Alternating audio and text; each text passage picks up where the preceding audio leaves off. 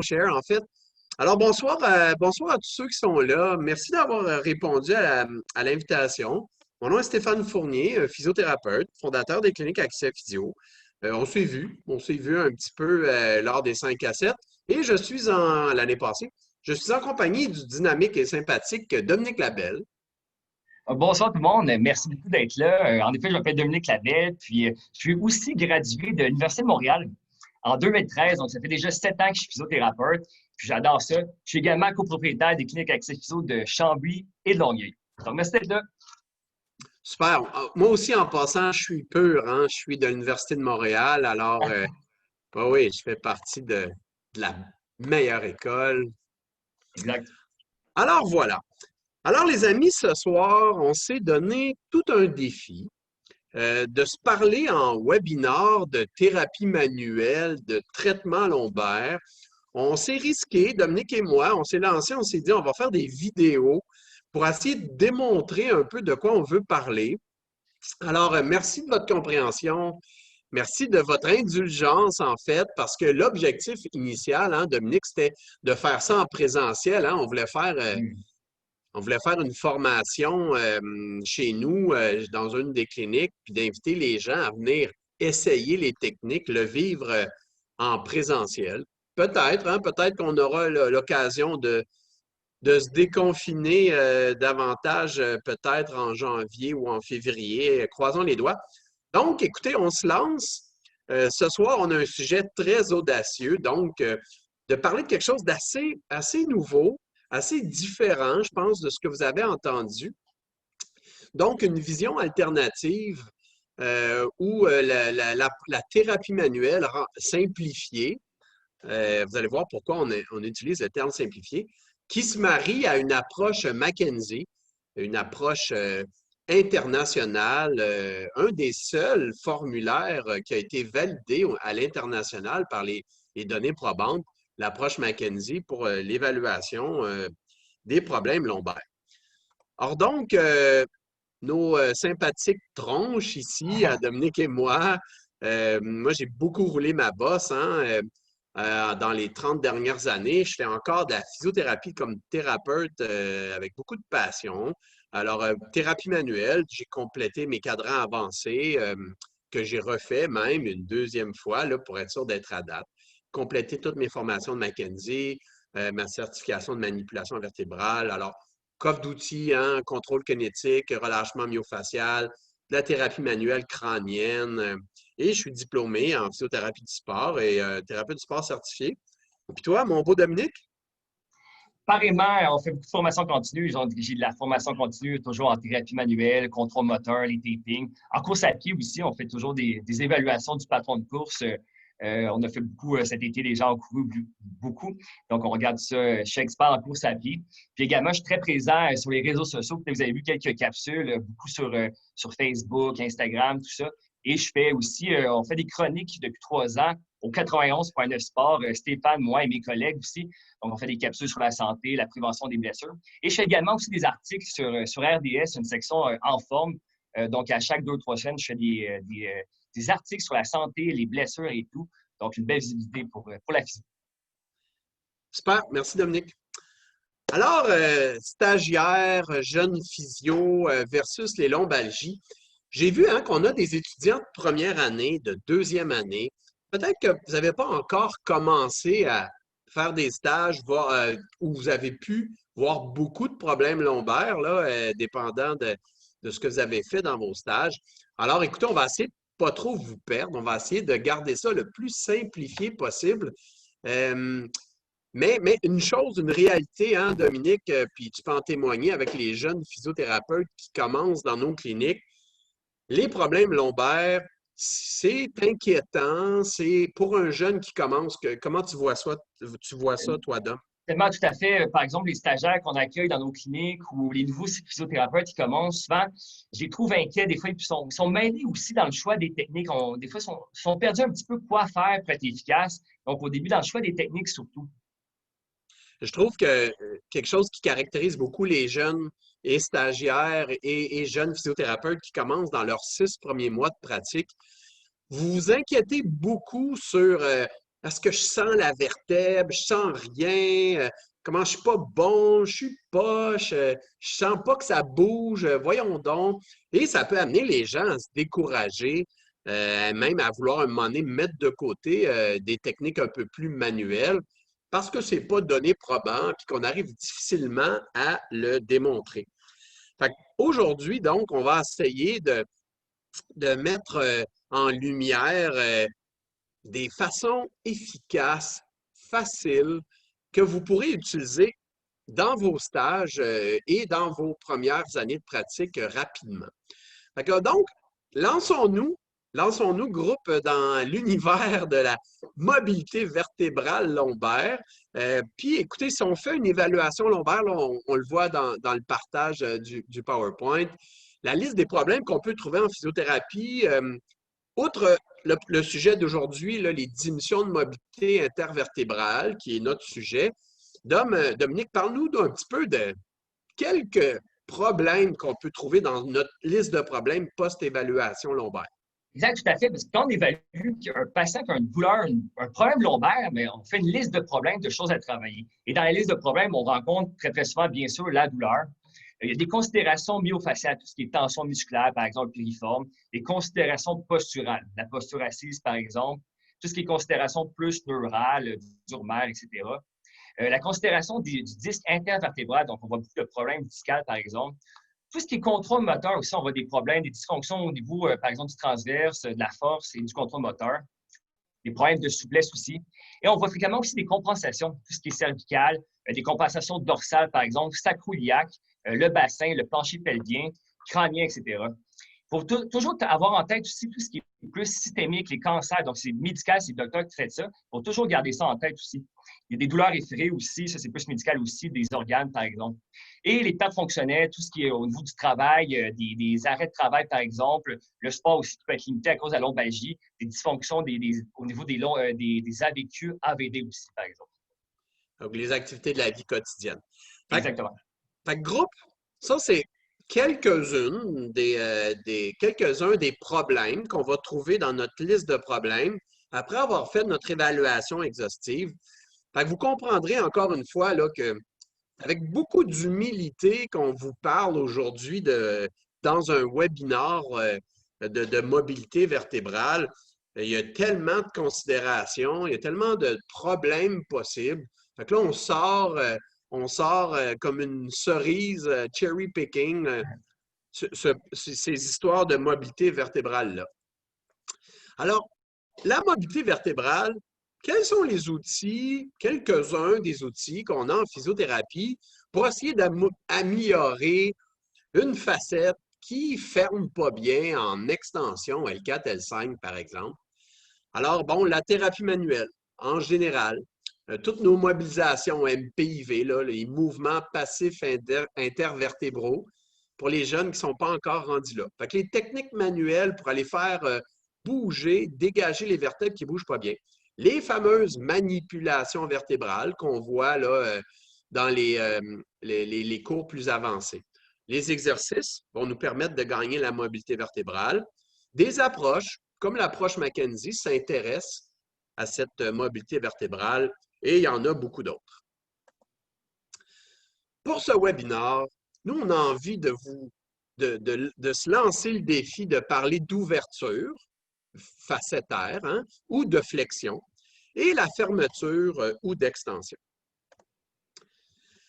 Là, on va vous démontrer par une vidéo. On rit, Dominique et moi, on rit parce qu'on a vraiment eu beaucoup de plaisir à tourner ça. Un petit vidéo explicatif où on essaie de démontrer sur un mastodonte, Sébastien Auclair, qui est un de nos physiothérapeutes à la clinique du complexe Bell à Brossard, un gars qui fait beaucoup d'entraînement, d'haltérophilie. Il pèse plus de 225 livres.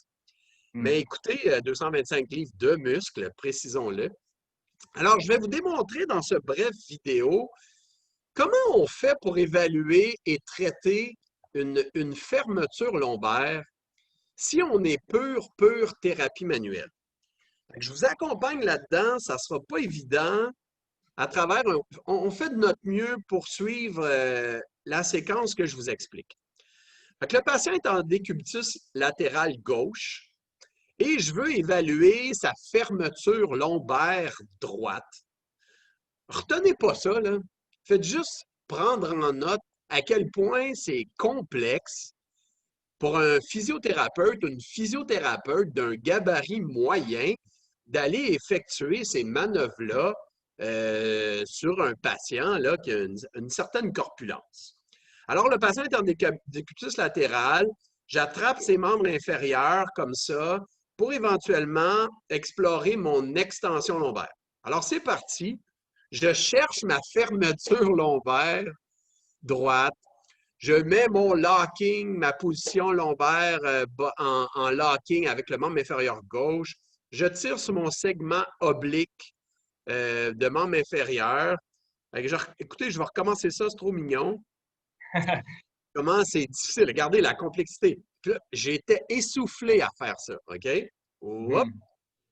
Attendez une seconde. Attendez une seconde. Est-ce que ça va marcher? Oui, c'est ça. Alors, donc, je recommence. Hein? Je cherche mon extension lombaire. En L4, L5, je mets mon segment inférieur pour favoriser davantage de fermeture droite. Mon segment supérieur en flexion latérale et ipsilatérale pour augmenter ma fermeture droite.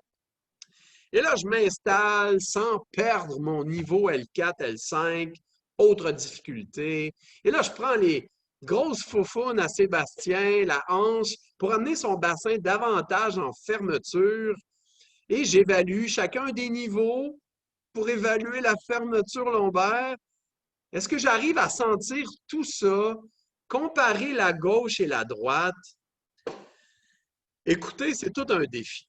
Fait que quand vous regardez ça, est-ce que c'est inquiétant pour un jeune qui commence? En tout cas, moi, avec la force musculaire que j'ai, l'expérience que j'ai, évaluer ça sur Sébastien, c'était très difficile. Dominique, quels sont les obstacles à la thérapie manuelle conventionnelle? Ouais, exact. Là, on n'avait pas le son dans la vidéo, mais quand Stéphane expliquait, c'était même essoufflant, tu te rappelles, quand tu faisais la technique, c'est vraiment difficile. Donc, les obstacles, bien sûr, le gabarit du patient. On rencontre beaucoup de patients qui peuvent être un peu, avoir du surpoids, un peu plus d'obésité, par exemple. C'est pas toujours facile même de palper les articulations, les épineuses, par exemple. Le gabarit du thérapeute, bien sûr, on peut rencontrer des physiothérapeutes qui sont plus légers, plus petits. Je pense à certains de mes physios, par exemple, qui traitent à longueur des joueurs de football assez costauds. Et justement, on utilise des techniques qu'on va vous démontrer plus tard pour permettre de bien forcer. Mais j'ai vraiment faire, par exemple, la technique que tu as faite tantôt avec des gros joueurs de football. Tout ce qui est spécificité, les évidences, la fiabilité aussi inter-évaluateur, c'est pas toujours facile de bien sentir et même on peut demander à un collègue, est-ce que tu ressens la même chose que moi? Puis souvent, ça peut être assez variable. Impossibilité de tout sentir, bien sûr, chez les patients. Donc, comme on disait, dépendamment du gabarit du patient, il y en a qui sont plus légers, qui sont un peu plus osseux, c'est plus facile, d'autres beaucoup plus corpulents. Si on parle, bon, pour les jeunes physios qui connaissent peut-être pas encore, les jeunes étudiants qui connaissent pas encore, c'est quoi un FCAMT? En tout cas, les physiothérapeutes de quatrième, troisième année comprennent davantage. Hein, c'est une certification nationale en thérapie manuelle. Puis est-ce que vous pensez, je vais vous rassurer en vous disant, est-ce que les FCAMT, est-ce que ces certifiés-là qui ont fait leur certification en thérapie manuelle arrivent à tout sentir? Absolument pas.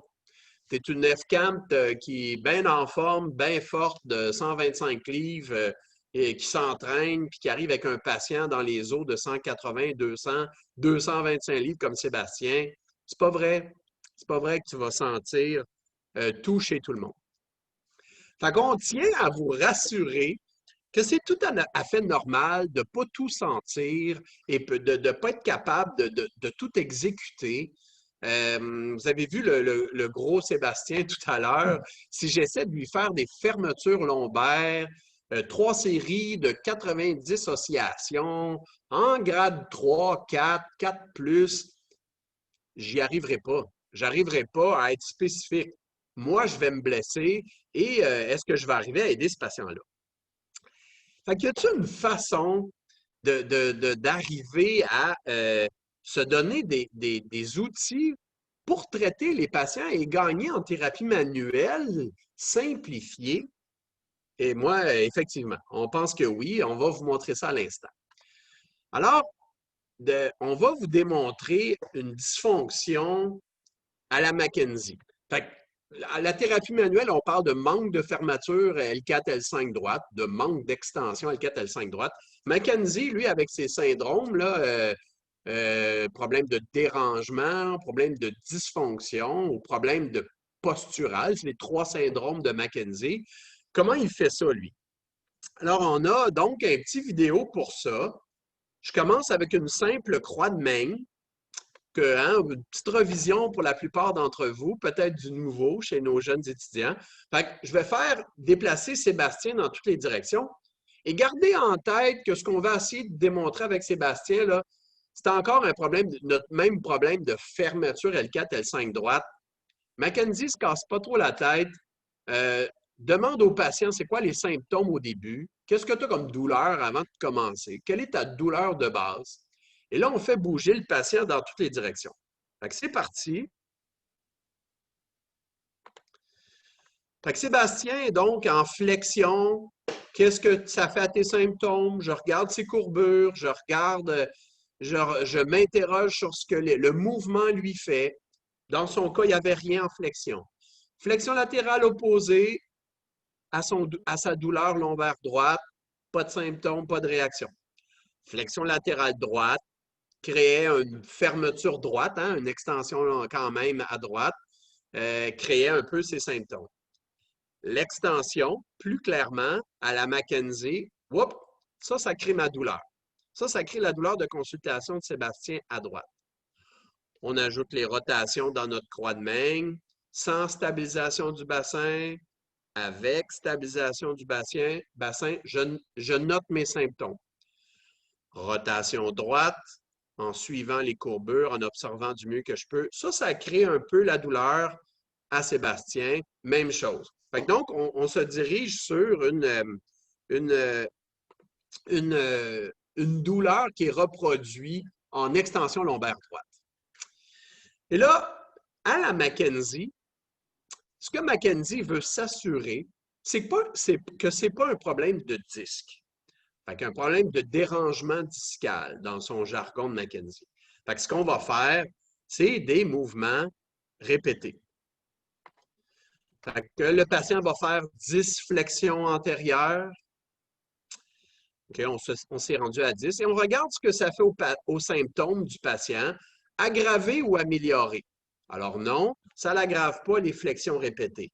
Est-ce que les extensions répétées aggravent sa douleur?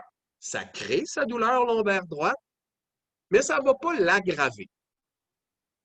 Alors, on a notre douleur, que les mouvements répétés ne changent pas. Une petite seconde, je vais t'arrêter ça.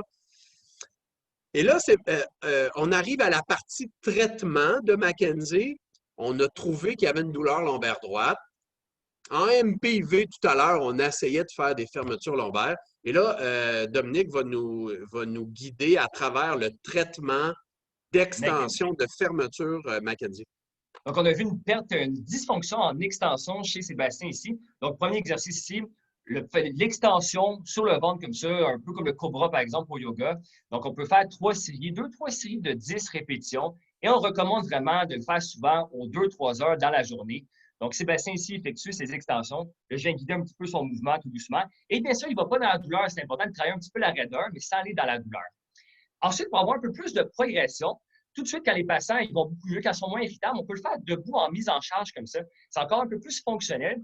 Donc, on recommande surtout, par exemple, des patients qui sont assis très souvent dans la journée, qui présentent une perte d'extension lombaire. Donc, en McKenzie, comme ça, des extensions au mur. Sébastien appuie ses coudes contre le mur et on peut faire nos extensions comme ceci et toujours le faire assez souvent aux 2-3 heures, 2-3 séries de 10 répétitions. Et on vise un 2-3 sur 10 d'inconfort, donc ne pas aller dans la douleur quand on fait l'exercice. Excellent. Fait, écoutez, gang, ça fait beaucoup d'informations qu'on vous lance. Vous allez voir, la conclusion à la fin va faire du sens, là. Accompagnez-nous là-dedans. Je sais que ça fait beaucoup, puis comme je disais, c'était tout un défi. Fait que si on résume tranquillement, on vient de voir que deux combinaisons d'approches, il y a deux approches différentes. Mackenzie qui va faire des mouvements répétés pour gagner notre fermeture lombaire droite, hein, notre dysfonction lombaire droite, et la thérapie manuelle là, qui va travailler à gagner cette fermeture-là, mais on trouve que c'est difficile. Fait que ce qu'on vous propose aujourd'hui, c'est une combinaison des approches. Vous allez voir, c'est super le fun, c'est super rassurant pour des jeunes thérapeutes, des stagiaires, où vous allez pouvoir combiner ces deux approches-là. Pour moi, ça a été toute une révélation à travers mes pratiques, mes années d'expérience, de dire, écoute, ouais, Mackenzie Thérapie Manuelle, c'est un beau fit, c'est une belle façon d'aider mes patients sans que je me fasse mal et puis en ayant d'excellents résultats. Fait que Mackenzie, qu'est-ce qui est intéressant? C'est qu'il va éliminer les problèmes de disque. Avec les mouvements répétés qu'on a vus tout à l'heure, on élimine que c'est un problème discal. Grosse force de Mackenzie. L'autre grande force de Mackenzie dans sa philosophie, c'est de travailler en fin de mouvement. Quand j'ai fait mon cours de Mackenzie, on me disait « It's an end range course ». C'est un cours de travailler toujours en fin de mouvement. On va souvent voir des jeunes physios traiter les patients sur le ventre en neutre. Ben, tu n'as pas grand résultat si tu restes en neutre. Tu ne gagneras pas grande mobilité. Une autre approche de Mackenzie qui est intéressante, c'est de travailler dans le respect de la douleur. Puis là, on vous lance le 3 sur 10. Pas de données probantes là-dedans. C'est ce que nous, on a observé en clinique dans mes 30 années de pratique de problèmes de dos. Et puis, autrement dit, de respecter la douleur, d'aller dans le début d'une raideur de fin de mouvement sans faire mal aux gens. Fait que ça, c'est Mackenzie. Et si on combine ça à la thérapie manuelle, ça donne quoi? On va utiliser les mouvements accessoires dans les prochaines minutes. Fait que pas les mouvements passifs intervertébraux si complexes et si difficiles physiquement à réaliser. On va utiliser des mouvements accessoires, des PA, des techniques simples. On va traiter ce qu'on trouve. Ça a l'air simpliste dit comme ça. Treat what you find en anglais. Traite ce que tu trouves. Fait que tu as trouvé qu'il y avait une douleur en extension. Tu as ciblé les niveaux qui semblent être impliqués et on va aller traiter ces niveaux-là. On continue. On va travailler non pas tant que ça avec des grades de mobilisation 1, 2, 3, 4, comme on voit en thérapie manuelle conventionnelle. On va remplacer ça, nous autres, par le respect de la douleur à 3 sur 10. C'est très théorique. On vous montre ça à l'instant dans une vidéo. Alors, l'outil qu'on vous présente pour trouver les manques de fermeture, les manques d'ouverture, c'est vraiment un outil fantastique qui est enseigné encore aujourd'hui, dépendant du prof, dépendant des croyances de celui qui vous enseigne. Et on appelle ça le H et le I. J'espère que je vais avoir votre attention là, parce que ça, on appelle ça un career changer, un genre d'approche qui te permet d'intégrer dans ton coffre d'outils, qui va t'aider dès le début de ta pratique, tellement que c'est simple et que c'est révélateur. Fait on va, avec le H et le I, on va utiliser les mouvements actifs assistés. Fait qu'on va faire bouger le patient. Je vous montre ça dans un instant. On va faire la différence, attention, là, entre une hypomobilité, quelque chose qui est raide et qui ne bouge pas bien, versus une hypermobilité ou une instabilité. Donc, le H et le I aident à faire la différence entre quelque chose qui est trop raide et quelque chose qui bouge trop. On voit ça dans un instant. L'hypomobilité, à retenir, puis on va le voir dans la vidéo, c'est que quand c'est hypomobile, peu importe le mouvement que tu vas faire, peu importe la direction que tu vas prendre, quand tu arrives à la fin du mouvement, c'est raide, ça fait mal, ça crée ma douleur de consultation. Quand c'est hypermobile ou instable, vous allez voir, là, ça a l'air weird dit comme ça là, en théorie, mais vous allez voir en pratique. Quand c'est hypermobile et c'est instable, un résultat différent va subvenir selon la manœuvre que je vais faire. OK, on a besoin de voir ça en pratique. Allons-y avec la Ouais, avec la vidéo. Et là, cette fois-ci, il y a le son de la vidéo, là, fait que j'espère que ça va fonctionner. Tu me diras, tu me feras un pouce, Dominique, si ça fonctionne bien. Là, j'ai un peu un air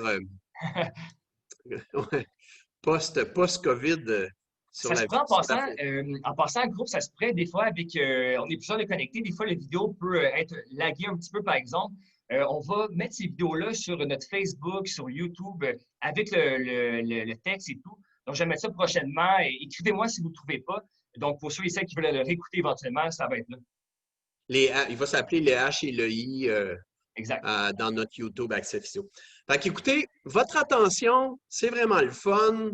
C'est le genre d'outil qui va vous aider à faire la différence entre quelque chose qui est raide, d'hypomobile, quelque chose qui bouge trop.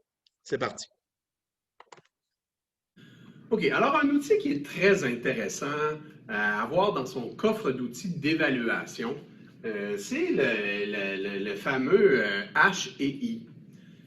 Une approche qui nous était beaucoup montrée il y a peut-être une dizaine d'années, quand on veut faire la différence entre une hypomobilité vertébrale versus une instabilité ou une hypermobilité.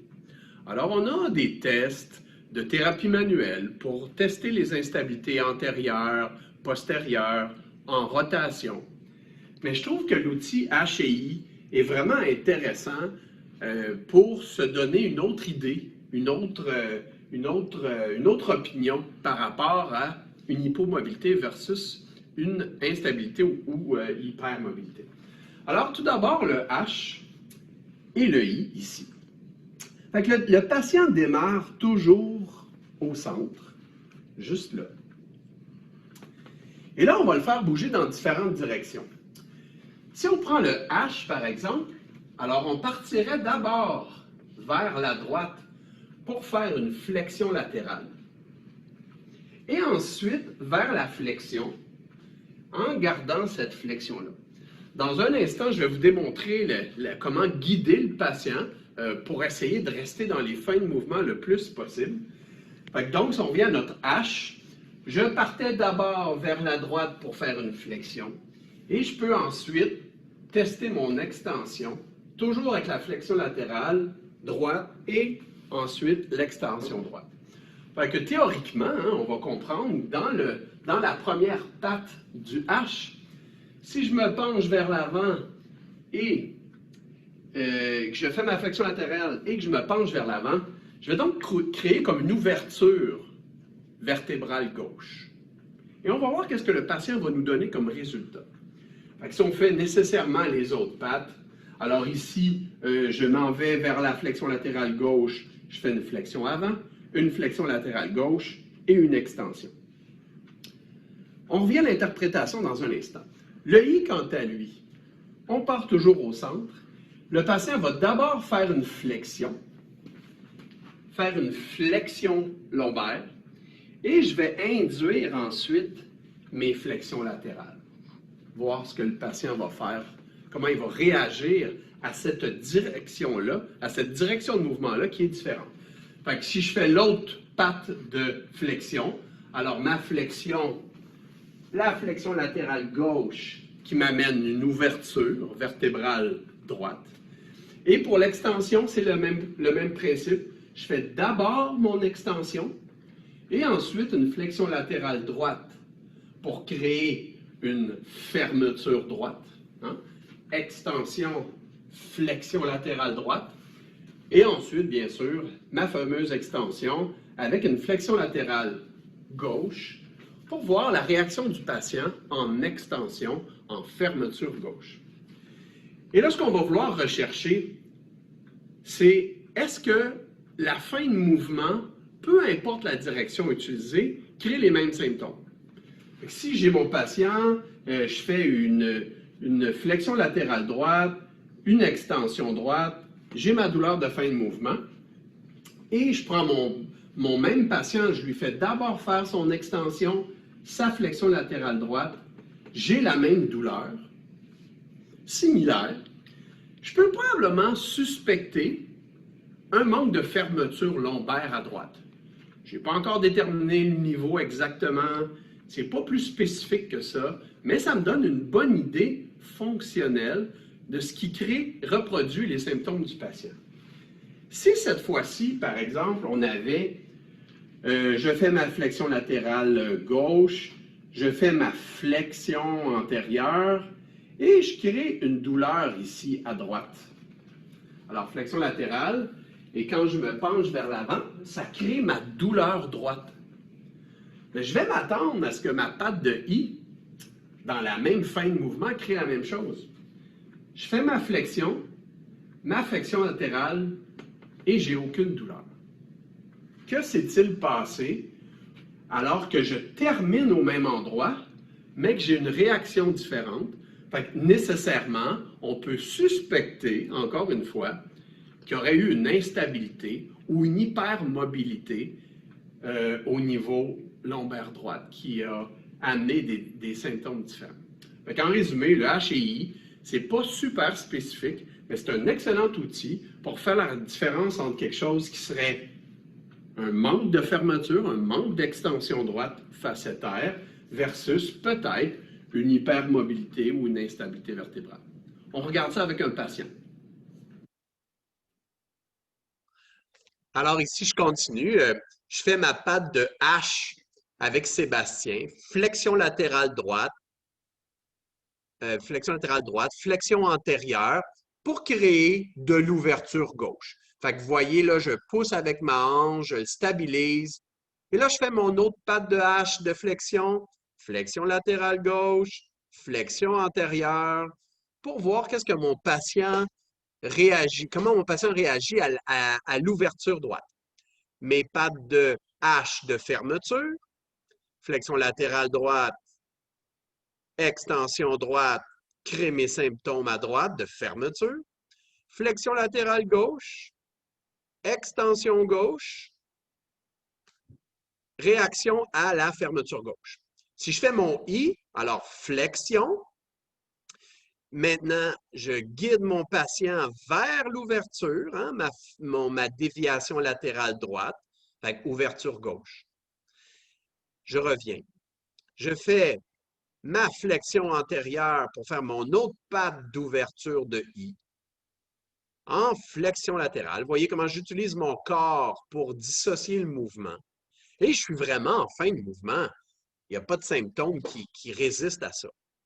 Patte de I en extension, flexion latérale droite, donc fermeture droite. Patte de I en extension et déviation latérale gauche pour la fermeture gauche. OK? Alors,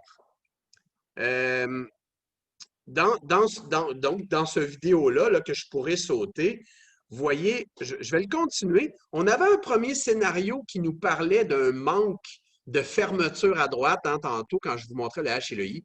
Et on avait le deuxième scénario où on avait peut-être une hypermobilité ou une instabilité quand on faisait l'ouverture gauche. Fait que c'était donc dans mon scénario 1, le manque de fermeture droite. Quand que je fasse mon I droite ou mon H droite, j'arrive en fin de mouvement et j'ai la même douleur. Je suspecte un manque de fermeture, pas plus spécifique que ça pour tout de suite. Scénario 2, Sébastien se penche en flexion antérieure de I, déviation gauche, aucune réaction, aucune douleur. OK, c'est pas de l'ouverture. Fait que j'ai fait ma flexion latérale en I, il ne se passe rien. Je fais mon H d'ouverture gauche et en chemin, Sébastien a un soubresaut, une douleur qu'on n'a pas perçue dans l'autre page de I, dans l'autre patte de I, ce qui nous fait donc suspecter une instabilité. All right. Fait que, hein, c'était quand même lourd, groupe, là. Hein, c'est pas facile dans un webinaire de vous montrer ce genre de truc. Ça va être en ligne pour aller éventuellement aller voir avec toute la description. Mais j'espère que vous êtes capable de vous sentir soulagé en voyant ce graphique-là pour vous dire, hey, moi, je sens pas tout, là, dans mes mouvements passifs intervertébraux puis dans mes tests de stabilité vertébro-lombaire qui me montrent en thérapie manuelle. Mais avec cet outil-là, j'ai une maudite bonne idée. Puis moi, je vais vous dire, après 30 ans d'expérience, j'ai bien plus confiance entre en un H et un I, comme on vient de faire là, que de me dire que sur un gros comme Sébastien, je vais être capable de faire mes tests antérieurs, mes step tests, puis mes tests de stabilité postérieure pour essayer de trouver une instabilité sur ces niveaux. J'aime bien mieux un H et un I. Même chose pour mes manques de fermeture ou d'ouverture lombaire. Et là, on va aller voir dans un instant comment on peut traiter ça. Exact. Alors, Oh, vas-y, mon beau dame, vas-y, je vais excuse-moi. rajouter, pas de problème, je vais rajouter à quel point on a bien vu les mains à Stéphane qui vient guider le mouvement de Sébastien quand Sébastien le fait. Et c'est super important, on voit des jeunes physiothérapeutes souvent qui perdent vraiment les composantes. Par exemple, lorsqu'on va en flexion, ensuite on induit une flexion latérale, et on peut perdre la composante de flexion, le premier mouvement. Donc, de ne pas oublier d'aller vraiment dans les fins de mouvement pour que le HII fonctionne très bien et d'avoir une conclusion après l'évaluation du HII. Ouais, j'espère qu'on aura la chance, hein, Dominique, d'avoir les jeunes qui viendront nous voir dans un vrai séminaire à la clinique pour tester ça. Parce que, Absolument. comme je dis, c'est des outils que tu peux utiliser demain matin dans ta pratique. Alors, je continue avec mon. Et puis, Dominique, tu m'interromps quand tu veux, hein? Tu le sais Parfait. que je, tu le sais que je parle toujours un peu trop Je t'explique si passionnément. bien, fait que, Fait que t'en prie. lève la main et n'hésite pas. All right. Ah ouais. Alors, dans notre scénario 1, groupe 1, parce que là, on arrive à vous montrer des techniques de traitement simplifiées. J'ai trop hâte de vous montrer ça. Exact. Alors, dans le scénario d'hypomobilité 1, fermeture ou extension, on va vouloir aller mettre le patient en fin de mouvement Mhm. ventral, en extension passive. Vous allez voir comment c'est facile. Puis là, la position roadkill, ouais, on aurait dû mettre ça entre guillemets, là, on vous la démontre dans un instant. C'est une position avec la jambe sur le côté qui vous permettra d'être encore plus en fermeture droite là, dans Mhm. notre scénario 1. On va faire des mobilisations accessoires, des PA faciles, simples, faciles à exécuter pour un petit, une petite, un gros, un fort, une pas forte, peu importe, facile à utiliser pour aller gagner de la mobilité de fermeture. Les grades, on ne va pas trop se casser la tête avec ça. Les grades 3, les grades 4 pour gagner de la mobilité. Moi, je vous le dis, quand on sort de l'école, on va se décourager si on essaie de sentir des R1 puis des R2. Puis même sur certains patients avec des gros gabarits, c'est impossible. Fait que nous, Exact. on va monitorer cet inconfort-là de 3 sur 10. Qu'est-ce que tu en penses, Dom? Bien d'accord. Je voulais rajouter aussi vraiment, avant de reparler des grades et tout, l'importance de vraiment travailler en fin de mouvement.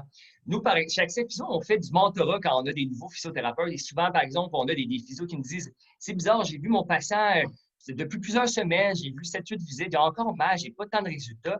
Et souvent, on les voit qui travaillent beaucoup justement sur le ventre, ils font leur PA en position neutre.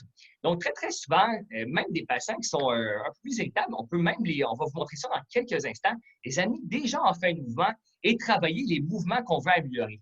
On peut prendre l'exemple, on parle de douleur lombaire, mais par exemple, une capsulite à l'épaule, où tous les mouvements sont raides au niveau de l'articulation gléno-humérale, mais très rapidement, on va venir mobiliser l'articulation dans les fins de mouvement. Si on travaillait tout le temps en neutre, OK, au début, ça n'a pas une bonne idée, mais rapidement, on travaille en fin de mouvement et c'est là qu'on gagne beaucoup de gains, beaucoup plus en plus de mouvements. Et tout à fait pour les grades de mouvement, c'est tellement important. Dans les prochaines vidéos, on va vous montrer, on aura enlevé le son, vous allez voir, souvent mon visage, je parle au patient, hey, qu'est-ce que ça te fait ça? On lui enseigne au patient d'être à peu près un 2-3 sur 10 d'inconfort. On voit des patients, par exemple, au CrossFit, qui veulent aller dans la douleur, mais souvent on les irrite. On vise avec eux toujours un 2-3 sur 10 pour permettre d'avoir un bon remodelage articulaire. Donc, il faut avoir une pression suffisante pour travailler comme il faut les facettes articulaires, mais sans faire mal aux patients, sans l'irriter. Donc, c'est super important, vous allez voir dans les vidéos à quel point je suis concentré sur mes patients. Je regarde tout le temps, ou des fois, je regarde même leur visage, leur non-verbal. Des fois, on peut voir les yeux. C'était trop fort. Excuse-moi, je vais un petit peu moins fort. OK, t'es-tu à 2, 3 sur 10? Les patients nous disent, non, non, là, je suis 4, 5 sur 10. Parfait, on va aller un petit peu moins Allons fort. voir ça. Allons voir Allons ça, voir Dom. ça. Ouais, t'es tout excité. Allons voir ça plus avec le vidéo, ça va être plus évident. Fait que, Allons-y. ouais, ouais. Fait que, en résumé, on se met en fin de mouvement, on fait des techniques de mobilisation faciles comme des PA, des pressions postéro-antérieures, pardon, des grades. On travaille en monitorant le respect de la douleur de 3 sur 10 du patient. Et on va faire combien? 3 fois 30, 3 fois 60 oscillations par niveau. Allons-y avec une démonstration. Encore une fois, cette vidéo-là, groupe, va être sur notre YouTube avec ce que je suis en train de jaser là, puis de décrire avec Dom. Bon, on a une belle complicité aussi à se compléter dans cette approche-là. Fait qu'on a le patient qui est couché sur le ventre. Dom va nous expliquer un petit peu ce qu'il fait. On va peut-être avoir à recommencer. Mais là, on s'en vient travailler la fermeture, À droite. L4, L5 droite, OK? Puis, on va se parler de spécificité et de tout ça dans un instant, là. Ben, j'ai mes réserves. Ben, allons-y avec la vidéo. Vas-y, Dom, décris-nous Tout ce que tu fais. d'abord, vous allez voir vite vite quand on va le partir. Là. Ah, je pense que ça a changé de. Ouais. Vous allez voir quand on va partir Hop, la hop, hop. vidéo. Prends ton temps, c'est pas grave. Vous allez voir déjà la première étape là, de positionnement du physio. Vous allez voir, je vais guider Sébastien à s'approcher vers moi parce que c'est important si on va avoir une carrière qui est longue sans qu'on se blesse. Donc, je rapproche le patient vers moi. Et là, je travaille en contralatéral. Donc, vous pouvez voir, là, je travaille en neutre. J'ai une pression qui est un peu plus caudale, donc un peu plus vers les pieds pour travailler l'extension. Et là, rapidement, pour avoir des résultats, le Hop, patient, ça allait bouge bien. pas, Vous mon allez Dom. voir, j'avais fait mes glissements donc en position neutre. Et là, rapidement, je mets le patient en extension. Donc, on a la tête de lit, le panneau que je peux soulever vers l'extension. Et je lève. Vous allez voir, j'ai levé, je demande au patient comment ça va. Là, il m'a dit qu'il avait un petit peu de douleur. Je l'ai descendu un petit peu pour qu'il soit confortable, mais je travaille quand même dans la fin de mouvement. Et tout de suite, je peux faire mes PA comme ça dans cette position-là. Et regardez bien aussi, mes oscillations, des fois, on voit des jeunes physiothérapeutes qui vont vraiment trop vite. Il y a aussi, on ne peut pas compter les oscillations. Et vous pouvez voir, quand moi je fais une mobilisation, on peut bien les compter. Donc, de ne pas aller trop vite pour bien sentir le mouvement. Ensuite, le fameux roadkill que Stéphane vous parlait, vous voyez, je mets la jambe sur le côté de Sébastien. Ça permet de mettre un peu plus d'extension dans le bas du dos. C'est une position qui est bien confortable, très efficace à travailler. Je rajoute un petit peu d'extension lombaire. On a un meilleur plan de vue. Oh, c'est Ouais, encore un ouais, meilleur ouais. plan Ben, de vue. j'essaie de faire des freeze, mon Dom, puis je l'échappe. Ne bougez pas. Je reviens à ma Pas de position souci. de roadkill qui est là. Exact. D'ailleurs, c'est une Attends. position qui est très confortable. Beaucoup de patients nous disent qu'ils dorment dans cette position-là, un petit peu avec la jambe sur le côté. Une position très thérapeutique, très confortable. Et donc, là, on revoit la vidéo. Un petit peu d'extension. Sébastien, comment ça va? Je te lève. Ça va, parfait. Là, il m'a dit, ah, parfait, là, je Fait fais que c'est donc. ça. Ouais, fait admirer les un magnifique tatou de Sébastien. Et la position de roadkill, tu sais, un mort sur la route, on voit ça dans les émissions de police, là, quand il y a une craie de dessinée au sol, pour une raison obscure, le mort a toujours la jambe sur le côté. C'est pour ça qu'ils ont appelé ça la position roadkill. Et cette position-là place L3, 4, 5 davantage un peu plus en extension pour être encore plus spécifique. Moi, cette position-là, pour les problèmes de disque et de dérangement discal, là, de protrusion au dernier discal, cette position-là pour mobiliser, centraliser notre gelée de disque, c'était génial. Revenons à notre fermeture. Puis Dominique, tu vas pouvoir continuer là, à décrire qu'est-ce que tu fais avec tes PA légèrement antéro-caudales pour gagner ta fermeture. Je ne veux pas perdre mon vidéo. Vas-y. Tout à fait. Donc là, je faisais des grades 4 à peu près. Je faisais tout le temps un 2, 3 sur 10 avec le passage valide. Puis, en effet, je faisais en codant mes pressions comme ça, en poussant d'extension. Et souvent, ce qu'on peut faire aussi, par exemple, on fait une série, une trentaine d'oscillations. On peut redescendre, par exemple, nous, ce qu'on aime bien faire, par exemple, on fait nos oscillations. On peut descendre la tête de lit. On peut rajouter un petit peu de thérapie manuelle, par exemple, faire quelques tractions lombaires. Ensuite, on monitor le patient. On le remet un petit peu en extension et on pourra faire nos mobilisations comme ça, toujours dans le respect de la douleur. Peut-être juste un commentaire sur tu t'es échappé d'homme puis tu as comme mentionné le mot grade. Mais en fait, hein, ce qu'on fait, c'est monitorer la douleur du patient. Ouais.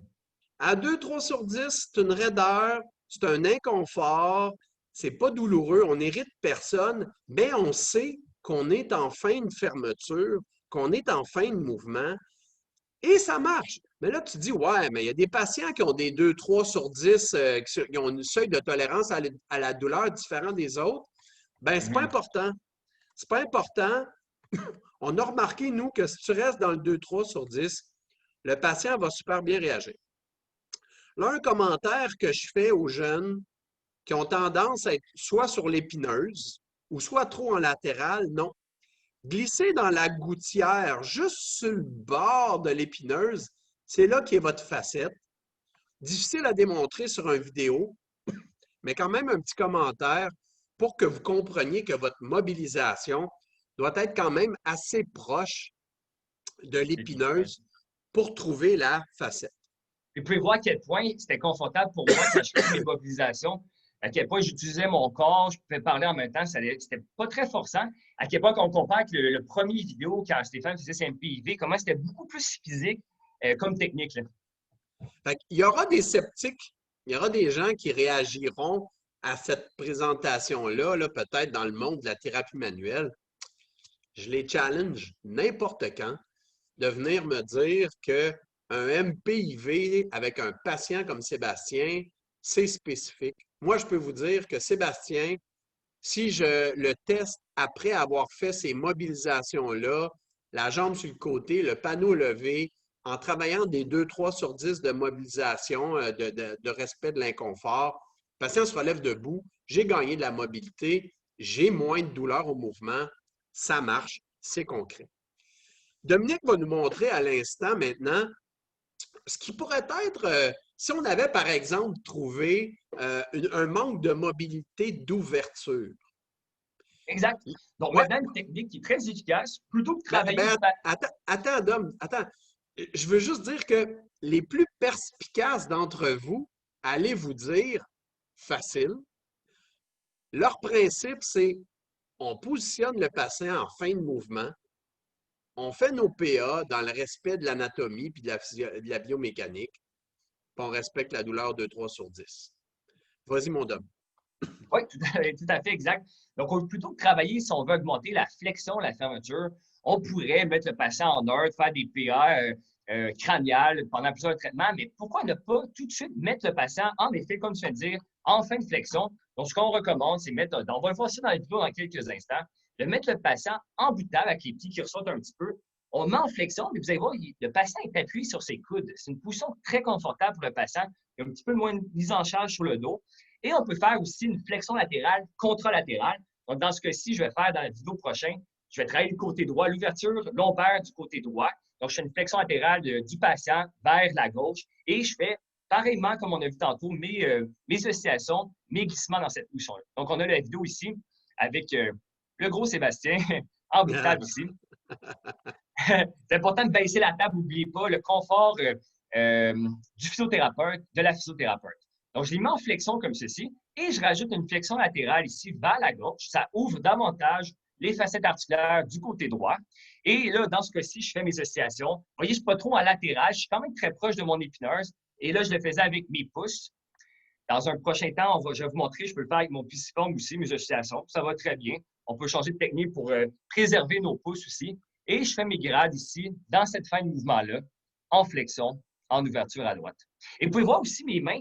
C'est pas important, mes mains sont vraiment en direction de où je force. J'utilise vraiment tout mon corps. Et là, j'ai une position qui est plus antérieure, crâniale, vers céphalique finalement, comme glissant. Tu sais, si on vous avait démontré la façon puriste de thérapie manuelle de faire de l'ouverture lombaire, je vous promets que sur un patient comme Sébastien, la moitié d'entre nous, on n'est pas capable de faire ça dans une longue carrière. C'est impossible. Tu sais, c'est la position, le ressenti. Je suis en fin de mouvement. Est-ce que je gagne de la mobilité facétaire? Vraiment pas évident. C'est vrai que c'est pas tant spécifique. Est-ce que, ouais, mais là, tu es en L4, en L5? Je m'en fous un peu. Je m'en fous un peu parce que moi, des patients là, que c'est rien qu'un niveau qui ne bouge pas, j'ai rarement vu ça dans ma carrière. Souvent, ça va être une section qu'on va vouloir balayer. L3, L4, L5, L4, L5, S1. Peut-être qu'on n'aurait pas dû mobiliser l'autre, mais une chose est certaine, j'ai mis mon patient en fin de mouvement, j'ai fait ces mobilisations-là, j'ai retesté mon H et mon I après le traitement. Patient va plus loin, patient a moins mal, patient s'améliore bien. Fait que si on continue, fait que Dominique continue ses mobilisations et le patient est très, très confortable, groupe, je vous le promets. S'il est rendu là, c'est qu'il est capable de le prendre. S'il était plus irritable, s'il y avait des problèmes de genoux, on serait créatif, on s'organiserait pour peut-être juste mettre le patient à plat ventre avec des oreillers, le mettre en cisaillement ou en ouverture, en flexion latérale opposée pour aller créer notre ouverture. J'espère qu'on ne vous a pas trop perdu, parce qu'il y a du stock, puis c'est dur, montrer ça à travers un webinaire. Mais voici nos grandes conclusions. On traite ce qu'on trouve dans le H et dans le I. OK? Toujours travailler en fin de mouvement sans douleur. Une mobilisation accessoire, une composante caudale pour la fermeture, une composante céphalique pour l'ouverture. Un grade à 3 sur 10 d'inconfort en validant avec le patient constamment. Tu peux commencer ton traitement, ça va bien au début, puis à mesure que tu en fais, l'irritabilité s'installe. Pas de problème. Moi, je passe mes journées à demander au patient, t'es rendu où sur 10? Un petit hint, là, je fais la même chose avec mes épaules, même chose avec mes genoux, mes coups, tout ce que je mobilise, je suis à 2-3 sur 10.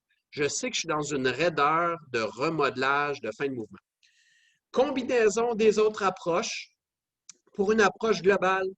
Ajoutez votre kinetic control, ajoutez votre myofacial, ajoutez vos tapings, ajoutez votre postural global. Génial. Les amis, faites attention aux approches puristes. Vous allez aller faire des cours, vous allez aller faire des formations où on vous dit, ah, moi là, je fais du RPG, puis je fais de l'ostéo, ou bien je fais de... Puis ah, c'est cette approche-là, c'est le crânien qui marche, puis c'est le myofacial qui marche, ah, et c'est la thérapie manuelle qui marche. Moi, je pense que ce qui marche le plus, c'est la combinaison des approches. Les données probantes, on va sûrement avoir des questions là-dessus. Là. Je ne sais pas si, Marilyn, les questions ont commencé à rentrer. J'espère que oui. Quelques-unes. Tu sais, les données probantes n'ont pas le droit d'être un obstacle à l'expérience clinique. Puis la dernière phrase, là, si vous avez à la retenir par cœur, ça se place bien dans une conversation. L'absence de preuve n'est pas une preuve d'absence. C'est pas parce que tu n'as pas de preuve que ça prouve que ça ne marche pas. T'sais?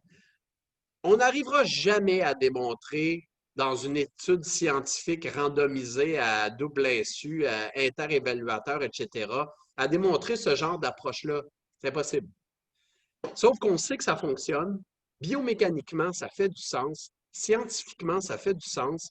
C'est sécuritaire et on peut expliquer la démarche comme on vient de le faire. Merci. Merci. Alors, des questions. Ça va venir. Attends, il faut que je sorte de là, montrer nos magnifiques visages. Et question, je suis capable de trouver ça, moi. Je les ai ici. Sylvie Desrosiers qui a posé la question pourquoi ne pas amener le patient en flexion avec la table inclinée vers le bas?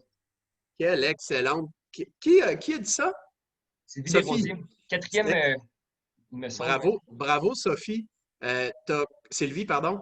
Tu as complètement compris le concept d'éventuellement être créatif puis s'adapter selon ce que le patient nous dit. Moi, je fais beaucoup de sports physio hein, avec mon diplôme là, de physiothérapeute du sport. Fait que je fais beaucoup du sideline, puis sur la glace ou sur un terrain de beach volleyball ou au football ou à la gym. Bon. Et puis, on n'a pas toujours les outils qu'on veut. Comment je peux m'organiser pour être créatif, mettre mon patient en fin de mouvement? Fait qu'effectivement, j'ai un patient qui a des problèmes de genoux ou qui a un certain âge, peu importe, puis je veux utiliser une table de thérapie manuelle qui est articulée pour faire une flexion, bien sûr. Tu as tout compris le concept. Bravo, tu es dans la bonne direction. Et aussi, des fois, on a remarqué, j'imagine la tête de lit quand on met en flexion. Euh, Par exemple, des fois, on le fait quelques fois, on se fait en créatif tout à fait, mais moi, j'ai l'impression dans certains cas, par exemple, c'est un peu plus une flexion de hanche, par exemple, quand on incline, un peu moins de flexion lombaire, mais ça peut être une bonne idée pour certains patients, bien sûr. Bonjour, merci pour ces informations, elles sont super claires. Je me demandais comment vous appliquez ces positions en fin de mouvement pour une clientèle plus âgée. Ben écoute, on vient un petit peu de partiellement y répondre, Audrey-Anne. Effectivement, il y a toujours une façon d'être créatif pour respecter les limites des patients, les pathologies, les limites de chacun. L'âge est effectivement un facteur, mais comme par exemple, ma fermeture tantôt, moi je te dis, j'ai des patients là, de 80 ans que tranquillement, j'amène la jambe vers le côté. Peut-être pas à 90 flexions de hanche en abduction sur le côté, peut-être un petit peu moins loin, peut-être je lève mon panneau moins loin, mais mon 2-3 sur 10 de douleur, que tu es 20, 10, 20, 50, 80 ans, j'arrive à communiquer avec mon patient pour respecter cette limite-là. Et c'est ce qui est très fiable, je trouve. C'est que je ne vais jamais blesser personne et je sais que je vais toujours, entre guillemets, m'accoter dans la fin de mouvement pour m'installer dans la fin de mouvement pour faire ma mobilisation accessoire facile. Bon, une autre question. Sont-ils réticents à prendre ces positions, les fameuses personnes âgées? Vraiment pas. Vraiment pas.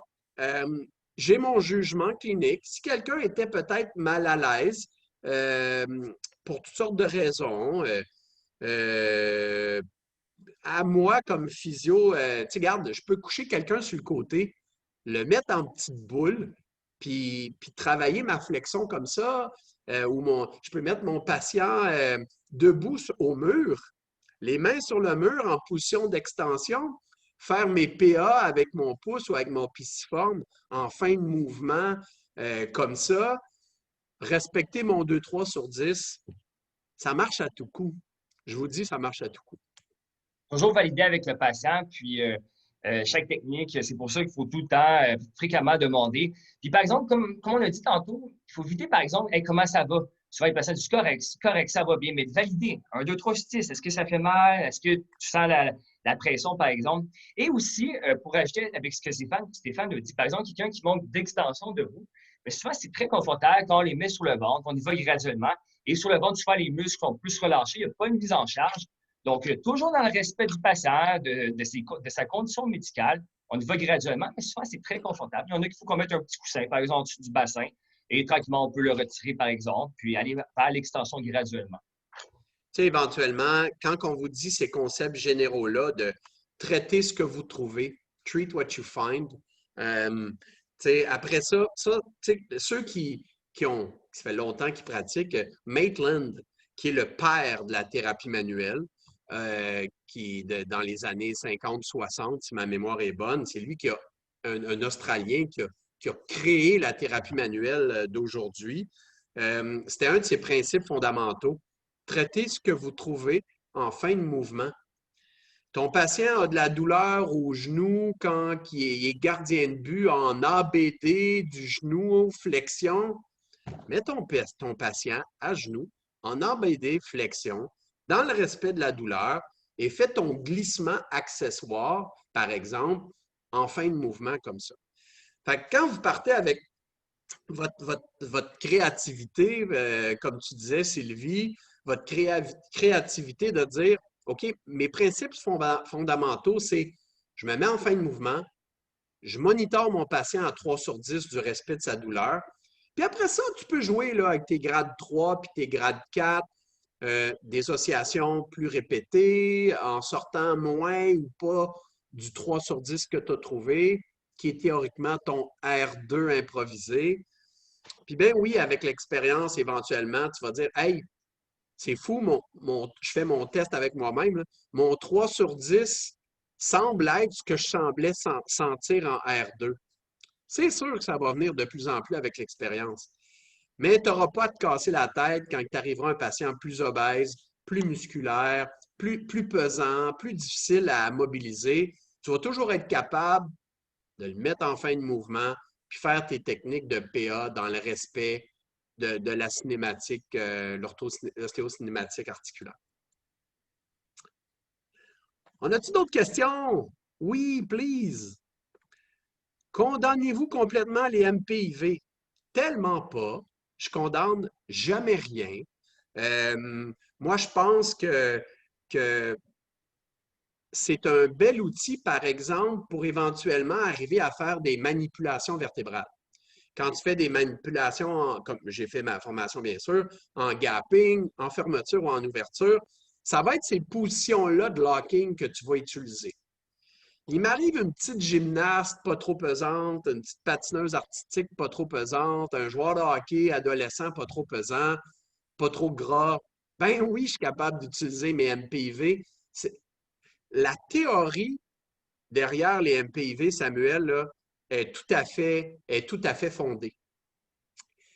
C'est pas ça que je remets en question. Ce que je mets en question, c'est ta capacité de dissocier spécifiquement d'un niveau à l'autre, d'un côté à l'autre, puis d'être capable, avec tous les gabarits de physio qu'on a, puis tous les gabarits de patients qu'on a, de sentir tout le monde. Si tu t'arrêtes au MPIV pour faire de la mobilisation vertébrale, les cas que tu ne sens pas, puis les cas qui sont trop lourds, puis que tu n'es pas capable, tu vas faire quoi? Rien? Non. Tu vas mettre ton patient en fin de mouvement, tu vas utiliser des techniques de thérapie manuelle, les MPAIV, hein, un PA ou un AP, c'est de la thérapie manuelle qu'on nous enseigne. Et puis, tu l'auras dans ton coffre d'outils. Moi, tous nos employés là, dans nos généreux budgets de formation continue chez Accès Physio, je vous promets qu'on les envoie à la QPMO faire leur cours. Je veux qu'ils aillent faire leur formation de thérapie manuelle. Tu développes tes mains, tu développes ton raisonnement clinique. C'est tout à fait génial. Mais on ne se compte pas de menterie que tout le monde est capable de sentir. Éventuellement, vous ferez l'expérience quand vous irez dans vos niveaux 2, vos niveaux 3. Il y a toujours un ou deux, au moins deux appariteurs, là, deux moniteurs qui vous aident. Faites-les passer un arrière de l'autre sur vous, voir s'ils trouvent la même chose en ne disant pas ce que l'autre a trouvé. Vous risquez d'être déçu. Ça ne veut pas dire que ça ne marche pas. Ça veut dire que ce n'est pas toujours facile à sentir. Et même entre eux, ont de la difficulté à être fiables inter-évaluateurs. Mais Samuel, tout à fait, la logique est derrière les MPIV. On s'en est inspiré pour développer ces formations-là. Et puis, ça fonctionne donc bien, tu sais. Je fais des réponses longues parce que je ne veux pas que ça finisse, c'est trop le fun, puis je veux d'autres questions. On veut d'autres questions. Ah, peut-être. Sylvie, lâche pas Sylvie. On a vu comment traiter les hypomobilités. À vous des trucs pour les instabilités. Excellente question, tout à fait. Ça pourrait éventuellement faire l'objet d'un autre séminaire. Moi, je trouve que les instabilités, les hypermobilités ou instabilités sont souvent relatives soit à une pathologie articulaire qui rend tes niveaux avec des pertes de congruence articulaire ou suite à un trauma, une chute, etc. Fait que tu fais tes mouvements, tu fais ton HI, tu fais tes tests de stabilité qu'on t'a appris à la QPMO, fais-les aussi. J'ai absolument pas dit à personne de ne pas les faire. Ton step test, puis tous tes tests qu'on nous montre, on les fait nous autres aussi. Mais pour le traitement, ça va être très, très relatif à dans quelle situation le patient est instable. Si c'est moi, je me rappelle de ceux qui tombent, les patineuses artistiques, en arts martiaux, qui font des chutes et des combats, etc., vont développer des instabilités, des hypermobilités. Puis c'est de les travailler spécifiquement avant que ça débarque, avant que l'instabilité apparaisse. Tu vas travailler ton contrôle moteur kinétique en lombaire, tes multifides, ton contrôle de fessier, de moyen fessier, ton transverse de l'abdomen, on n'en parlera jamais trop. Puis tu vas faire cette rééducation-là de contrôle moteur spécifique au sport dans la situation que ça débarque. Quelque chose à ajouter, Dom, peut-être? Absolument, mais très bon point. J'ai rajouté aussi, on parle vraiment de la région lombaire spécifiquement, mais quand on voit un patient en vrai, on fonctionne par scan. Quelqu'un qui a mal dans le bas du dos, par exemple, une jeune gymnaste qui a l'hypermobilité en extension lombaire, mais on pourrait trouver, par exemple, une perte d'extension thoracique, donc trouver un autre niveau qui est beaucoup plus raide. Donc, comment traiter une instabilité lombaire? On traite ailleurs. Ça peut être au niveau sacro-iliaque ou au niveau du thorax qui est très, très raide. Par exemple, un joueur de golf, on a besoin de rotation. S'il est très raide en thoracique, il va chercher en lombaire. Bien, il a besoin d'avoir des traitements en thoracique. Donc, on peut mobiliser les autres niveaux qui sont plus raides, venir stabiliser avec nos exercices les niveaux qui sont plus instables. D'ailleurs, tous les exercices il y en a plein. Il y en a plusieurs qu'on peut utiliser. On en a sur notre YouTube. Il faut être créatif encore une fois selon le sport, le travail de la personne. Tout à fait. Excellent. Quel bon point, Dom, de dire que quand c'est instable en L5, S1, ça se peut que ça ne bouge pas en L3, L4, L5, tu sais. Et que là, tu vas vouloir me dire, même quelqu'un qui a une instabilité, là, moi, je les amène en fin de mouvement comme ça, puis je travaille ce qui est en haut, puis je dégage ce qui est en haut ou ce qui est en bas. Tout à fait. Excellent point, Dominique. Bienvenue, Sylvie. Y a-tu des sceptiques? Tu sais, du monde qui non, je crois pas trop à ça. Moyen? Peut-être. Attends, il y a d'autres questions, je pense. Audrey, est-ce que les évidences scientifiques sont meilleures pour les MPV que les PPA? Ce serait pourquoi nous voyons plus souvent l'utilisation des MPIV. Après certains stages, j'ai eu l'impression qu'il fallait prioriser les MPIV. Écoute, ça va tellement dépendre d'Audrey-Anne, de qui tu as comme superviseur. Tu sais, ça va tellement dépendre de qu'est-ce que ton superviseur croit. Moi, ce que je pense en avoir vu tellement de jeunes se décourager après 5-10 ans de thérapie manuelle parce qu'ils n'arrivaient pas à utiliser les MPIV chez tout le monde, il faut que tu remplisses ton coffre d'outils d'autres choses. Moi, j'ai arrêté de faire ça des MPIV. J'ai arrêté de faire ça des MPIV parce que, tu sais, ton patient, il paye en privé, puis il y a X traitements pour avoir des résultats. Et moi, je le sais que quand tout de suite, dès la première visite, respect de l'irritabilité, je suis capable d'amener mon patient en fin de mouvement puis faire des techniques qui me préservent moi et qui me permettent d'être en fin de mouvement avec lui, avec le respect du 2-3 sur 10, ça va bien plus vite qu'avec des MPIV. Moi, je te garantis ça. Puis tu vas te préserver toi avec le temps, si tu as envie de faire la physiothérapie longtemps, ça va être bien plus facile pour toi de trouver des techniques alternatives.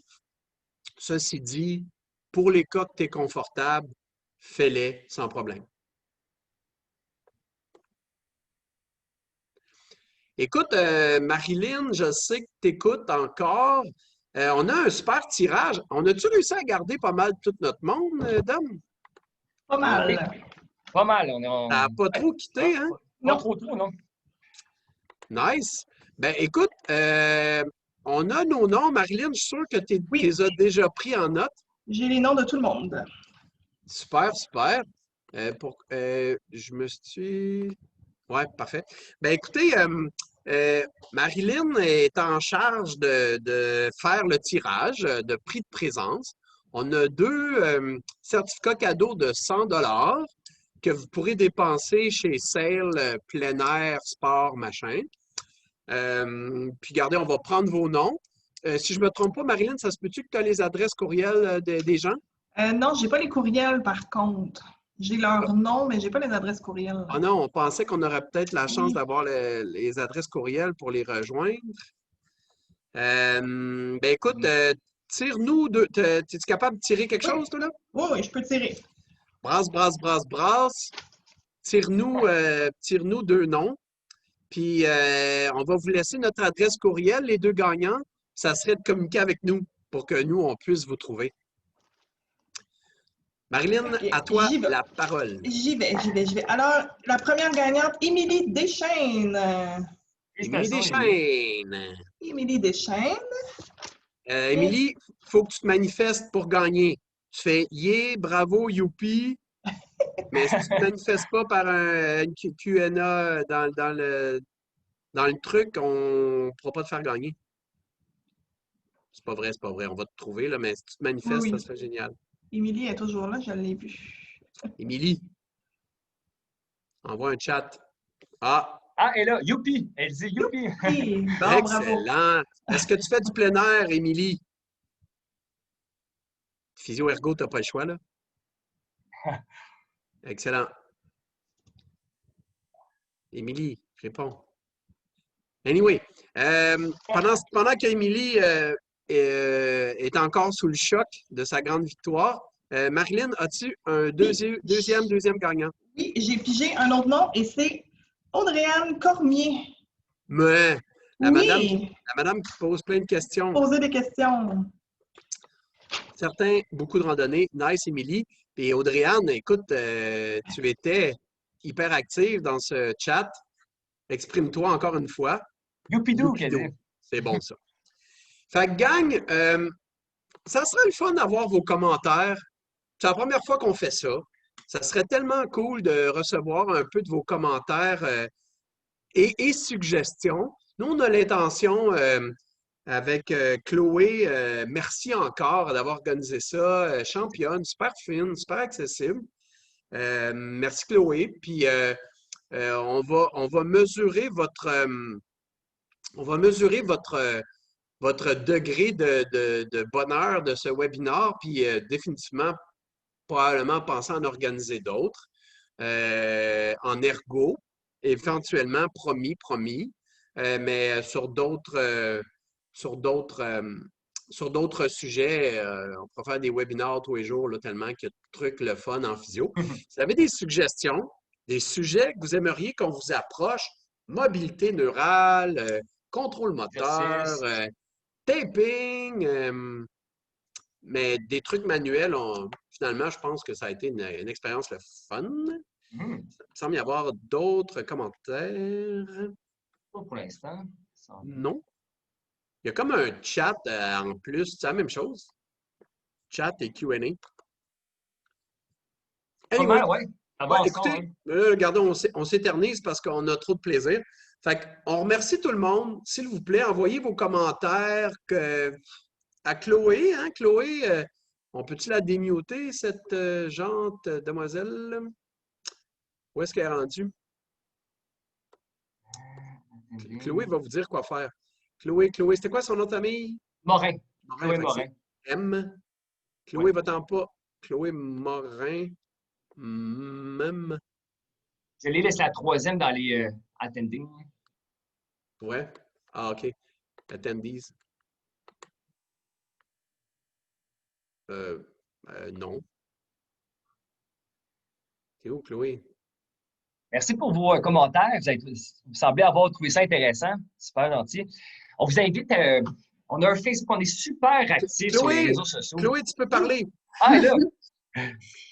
Oui, ben dans le fond, je peux faire un sondage sur le groupe si vous voulez qu'on sonde l'appréciation du webinaire. Puis aussi, si les gens, justement, ont des suggestions de prochains sujets, ils peuvent m'écrire sans problème. Là. Je pense que je vous harcèle tellement avec mes messages à tous les jours que vous savez c'est quoi mon compte Facebook. Là. Vous ne devriez pas avoir de misère à me trouver. Si vous avez des suggestions, commentaires, je vais vous les faire parvenir par la suite. Super. Puis toi, en tant qu'ergo, t'as pas trop... Ben non, moi, je trouve toujours ça intéressant de savoir ce que vous faites parce que de la même façon que des fois, vous savez pas trop ce que nous on fait, l'inverse, c'est la même chose. Fait que c'est le fun parce qu'on est souvent appelés à travailler ensemble. Fait que c'est toujours intéressant de savoir comment ça fonctionne des deux côtés. Cool. Super. Fait qu'écoutez, merci encore à tout le monde. Tout le monde est pas mal resté jusqu'à la fin. C'est génial. Puis, on attend vos commentaires pour améliorer nos trucs et on se revoit bientôt dans un prochain webinaire Accès Physio. Bonne soirée Avec tout le monde! plaisir. Bonne soirée tout le monde. Ciao! Merci d'avoir été là. Bye! Bye bye.